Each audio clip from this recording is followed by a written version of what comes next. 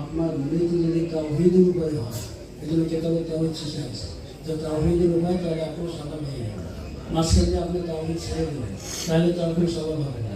এই জন্য কেতাবের শেষ করছি কেতাবের তাওহীদের উপরে।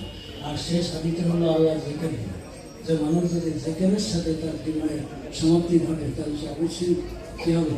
সফল হবে, জান্নাতে হবে।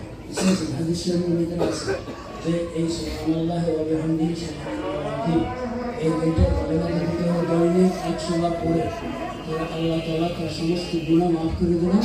যদি না সমুদ্রের ফেনা বরাবর, সমুদ্রের ফেনা অনেক বিস্তৃত, অনেক বেশি হয় যারা সমুদ্রের এত বেশি, তো সমুদ্র ফেনা বরাবর যদি হয় আপনার গুনাহ হয়, তাহলে সব গুণে আল্লাহ তাআলা এই তাসবিহ পড়ার দ্বারা দৈনিক 100 বার পড়েন, তো আল্লাহ তাআলা আপনাকে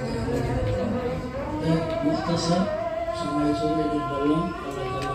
আল্লাহ তাআলা আপনাদেরকে সবাই এই তাসবিহ পড়ে সুবহানাল্লাহ।